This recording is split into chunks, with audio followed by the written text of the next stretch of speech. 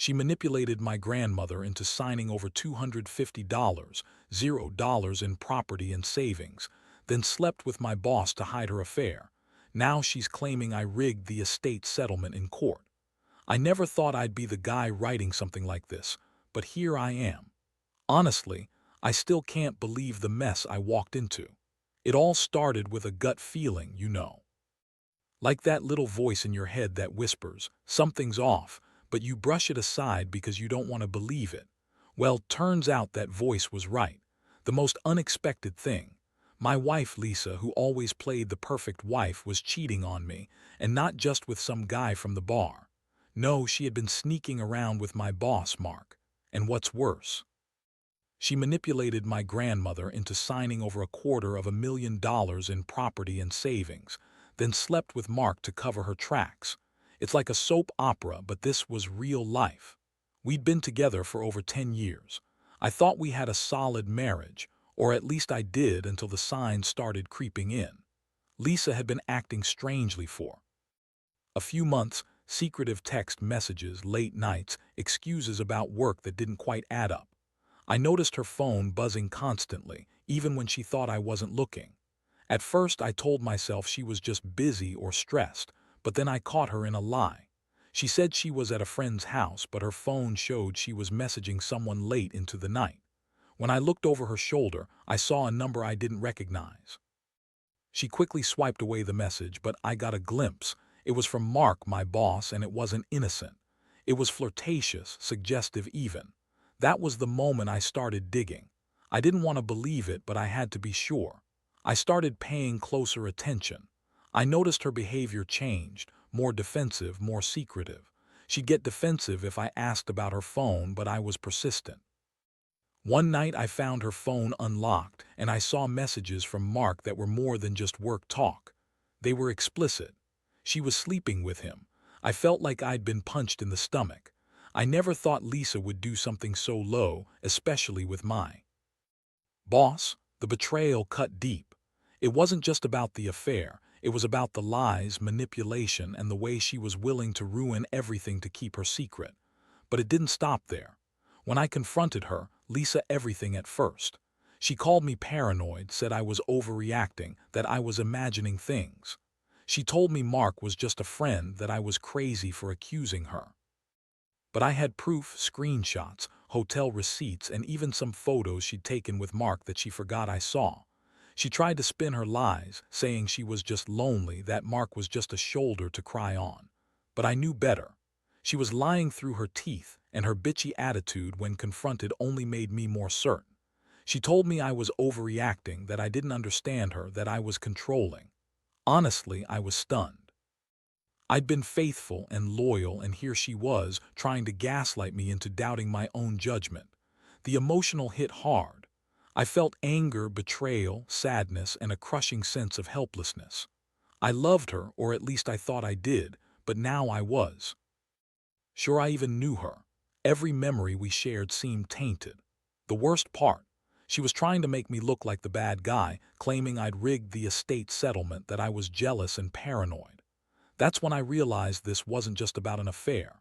She had manipulated my grandmother into signing over a huge chunk of our inheritance, 250, zero in property and savings, so she could hide her affair, cover her tracks, and keep her secrets. I found out because I started digging into the estate documents, and suddenly there it was, my grandmother's signature, forged or manipulated, I'm not sure which. The betrayal went deeper than I thought possible. She lied about her intentions, manipulated family members, and even tried to turn the situation around on me. I felt sick. I couldn't imagine how she had managed to do all this behind my back, how she'd convinced my grandmother to sign away assets that took years to build. The pain of realizing she'd used her charm and manipulation to get what she wanted made me feel sick. I wanted to tear the whole thing apart, to make her pay for what she'd done. I knew I had to do something, but I also knew that whatever I did next, it wouldn't be simple.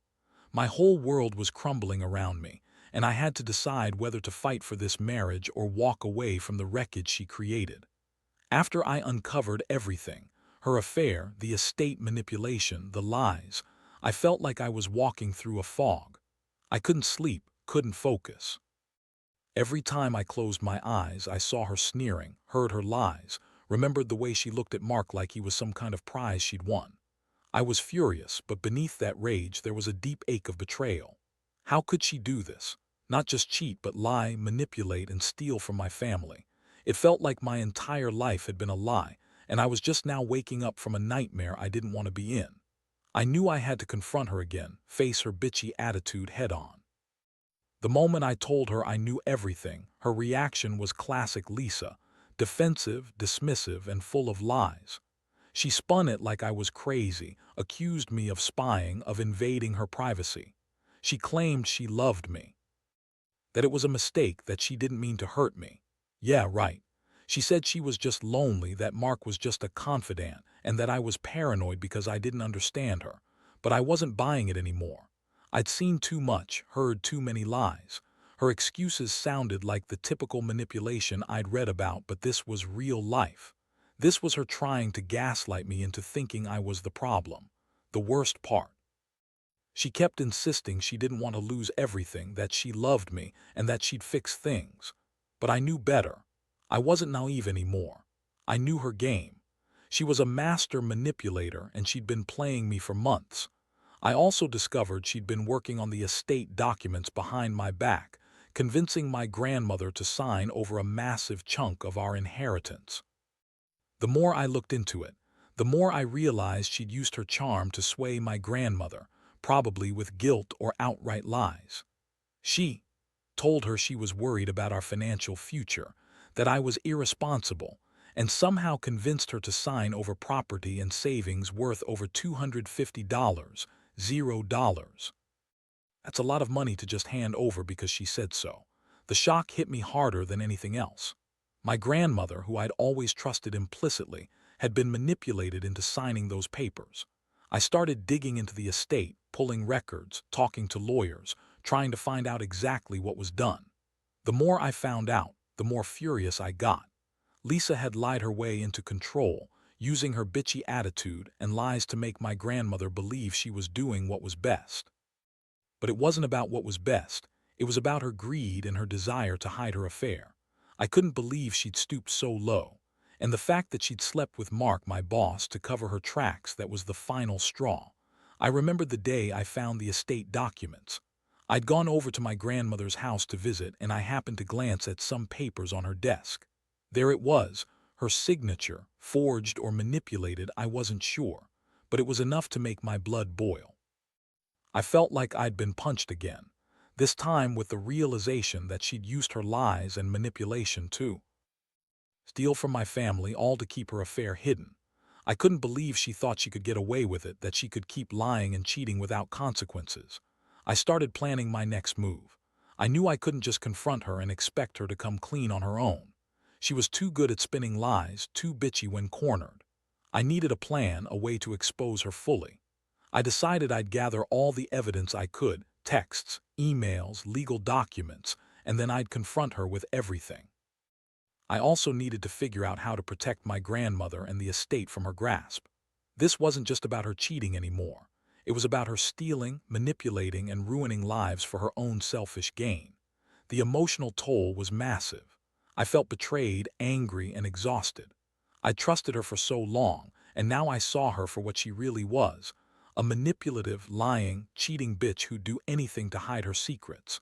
But I also knew this was the beginning of a long fight. I couldn't let her get away with it, not just for me but for my family. I had to be smart, patient, and relentless, because if I didn't, she'd keep spinning her web of lies and I'd lose everything I cared about.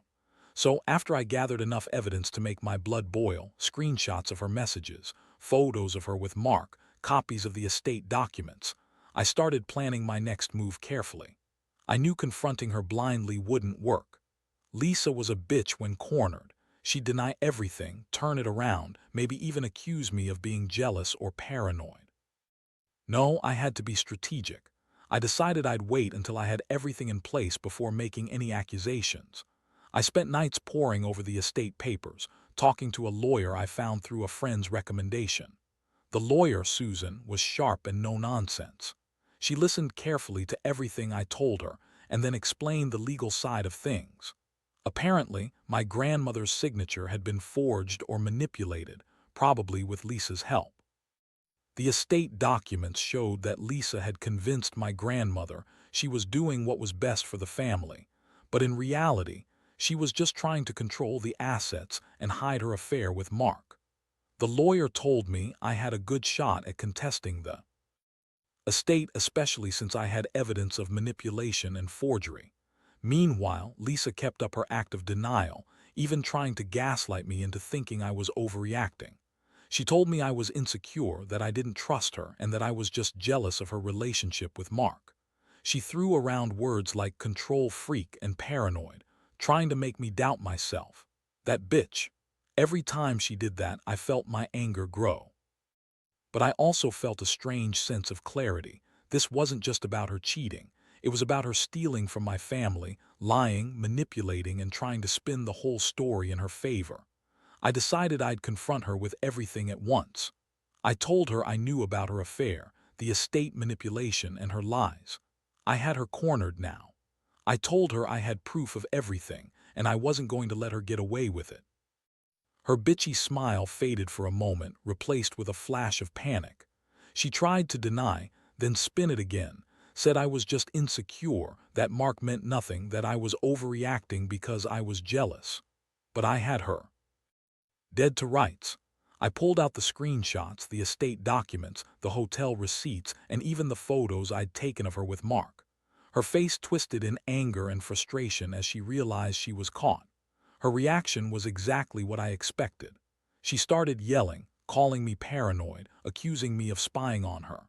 She said I was controlling, that I didn't trust her, that I was just jealous because she still looked good and Mark was paying her attention. She told me I was ruining everything, that I was destroying our marriage. Honestly, I was just numb. I saw her for what she really was, a manipulative, bitchy woman who'd do anything to hide her secrets. She kept insisting she loved me, that she'd never cheat, and that all of this was just a misunderstanding. Yeah, right. The same woman who lied about her affair and manipulated my grandmother into signing over $250,000. That confrontation was a turning point. I couldn't keep pretending everything was fine. I felt an overwhelming mix of anger, sadness, and disgust. I realized I was done trusting her. She'd lied to my face so many times I could count. I knew I had to make a decision about what to do next. I couldn't stay in this marriage, at least not without some serious consequences for her. I decided that I'd push forward with the legal fight to contest the estate, expose her manipulation, and protect my family's assets. I also knew I had to prepare myself emotionally. This wasn't just about revenge anymore. It was about reclaiming my life from someone who had betrayed me so deeply. Looking back, I can see how naive I'd been. I believed in the idea of marriage, of loyalty, of trust, but Lisa shattered all that in a matter of months. Still, I'm glad I found out when I did, because if I hadn't, she might have kept going, manipulating everyone around her, stealing more, lying more. I learned that people like her will do anything to get what they want, no matter how much they hurt others. And I learned that sometimes you have to fight back hard, even if it means tearing down the illusion of the perfect wife you once thought you knew. I'm still in the middle of that fight, but I know one thing: I won't let her win. Once I had all my evidence lined up, screenshots, legal documents, and the photos, I knew I couldn't wait any longer. I had to act, and I had to do it carefully. Lisa was a bitch when she felt cornered, and I didn't want her to spin another lie or manipulate her way out of this. So I scheduled a meeting with my lawyer, Susan, to plan our next move. We agreed that the first step was to confront Lisa with everything at once, but I also wanted to be prepared for her reactions. I knew she'd lie, deny, and probably accuse me of all sorts of things: jealousy, insecurity, controlling behavior. But I was done playing nice. The day of the confrontation, I felt like I was walking into a battlefield. My heart was pounding, but I kept my composure. Lisa greeted me in her usual bitchy tone, trying to act innocent, trying to act like she hadn't been caught. Her eyes flicked nervously when I laid the evidence on the table: her messages, the estate documents with her grandmother's signature, the hotel receipts from her nights with Mark. I looked her straight in the eyes and told her I knew everything, that I wasn't going to let her manipulate me or my family anymore. Her face twisted in anger and defiance. She tried to deny it, claiming I was just paranoid and jealous. That Mark was just a friend, that she loved me and that I was overreacting. She spat out the words like venom, trying to make me doubt myself, but I had her cornered. I pulled out the photos of her with Mark, the forged estate papers and the chat logs. Her bitchy attitude faltered for a moment and I saw her panic. That's when she started yelling, calling me controlling, accusing me of spying on her, and claiming I was destroying everything we'd built. I didn't flinch. I told her I'd had enough of her lies, that I knew she'd manipulated my grandmother into signing over that property and savings 250, zero worth, so she could hide her affair and control the estate. I explained how I'd been digging into the legal side, how the estate documents showed clear signs of forgery and manipulation. I told her that I was going to contest the estate, that I was going to expose her lies in court, and that I was going to let her get away with stealing from my family. Her bitchy mask cracked even more. She screamed, accusing me of ruining her life, of being paranoid, of not trusting her. She said I was just jealous because Mark was paying attention to her. I could see the anger simmering beneath her words, but I also saw the fear. She knew she'd been caught, and she didn't like it. Her entire facade was crumbling, and I realized I'd finally broken through her manipulative armor. That confrontation changed everything. I felt a strange mix of relief and anger. Relief because I'd finally laid out the truth, and anger because I was furious she'd lied, cheated, and stolen from my family. The emotional toll was immense. I was betrayed by someone I loved, someone I'd trusted for years. But I also felt a sense of clarity. I knew I couldn't stay with her, not after all this. I decided I'd file for divorce, contest the estate, and make sure she paid for her lies and her betrayal. I wanted her to face the consequences of what she'd done, not just to me but to my grandmother and our family. In the days that followed, I felt a strange mix of emptiness and determination. I had lost the woman I thought I knew, but I was gaining something else: justice. I knew the road ahead would be tough. Lisa was a manipulative bitch and she'd fight to keep what she stole. But I was ready. I'd do whatever it took to make her pay, to recover what she'd taken, and to finally move on with my life. Because at the end of the day, I realized that trust, once broken like this, is almost impossible to repair. The only way forward was to cut her out completely and rebuild what I could from the wreckage she left behind. The legal process moved faster than I expected once I had all my ducks in a row. Susan, my lawyer, filed the necessary paperwork to contest the estate, citing forgery and undue influence. The court date was set, and I knew Lisa would fight tooth and nail to keep her stolen assets. Her reaction was predictable. She launched into a new wave of bitchy accusations, claiming I was ruining her life, that I was controlling, and that I was just jealous of Mark. She even tried to turn my family against me, spinning stories about how I was paranoid and unreasonable. But I had the evidence and I was ready to fight. Meanwhile, Lisa's attitude grew more bitter. She started showing her true colors even more: snide comments, passive-aggressive digs, and outright lies. She told everyone that I was the crazy one, that I was making it all up, that I was just jealous of her relationship with Mark. Her bitchy side was on full display, and honestly, I wasn't surprised anymore. I saw her for what she was: a manipulative, selfish woman who'd do anything to get her way. It was like watching a different person, one who didn't care about honesty or loyalty, only about hiding her secrets and protecting her lies. The court hearings were intense. I brought all my evidence, and Susan argued convincingly about the forgery, undue influence, and the fact that Lisa had lied her way into control of the estate. Lisa's lawyer tried to spin it as a misunderstanding, a mistake, but the judge saw through her bullshit. It was satisfying to see her squirm under cross-examination, knowing she'd been caught red-handed. I felt a strange sense of vindication after everything she'd done. She was finally being held accountable. The judge agreed that the estate had been manipulated and ordered an investigation into the signatures and the transfer of assets. Throughout it all, Lisa's bitchy attitude only grew more desperate. She started accusing me of ruining her life, of trying to take away her happiness, all while her true motives, greed, lies, and betrayal, were laid bare. She told everyone I was paranoid and controlling, but I knew the truth. I knew she'd manipulated my grandmother, slept with Mark, and stolen our family's money. Her lies couldn't hide the fact that she was the villain in this story. I felt a strange mixture of anger and relief, anger that she'd hurt everyone, and relief that I was finally exposing her for what she was. The biggest shock came when the court ordered Lisa to return the stolen estate assets, property, savings, everything she'd manipulated her way into. Her face drained of color when she realized she was losing everything she'd schemed for. She tried to argue to plead her case, but it was too late. The evidence was overwhelming and her manipulative tactics had failed. Watching her fall apart was almost satisfying. I knew this was the end of her control, her lies, her manipulation. It was a hard lesson for her, but I felt like I'd finally taken back some part of my dignity.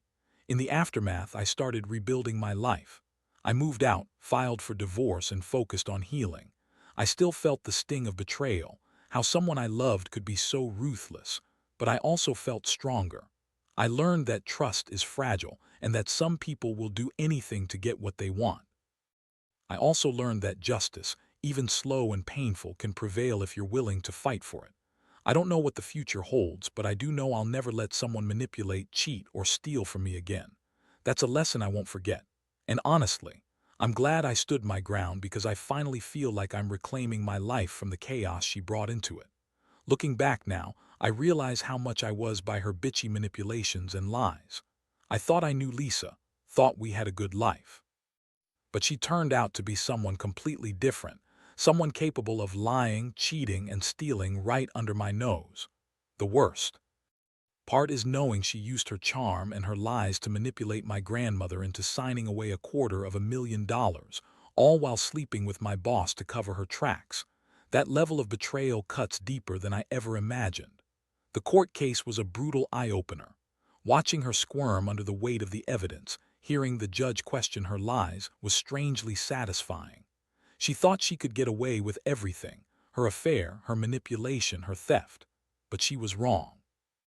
Justice caught up with her, and I felt a strange sense of relief when she was ordered to return the estate assets and face the consequences of her actions.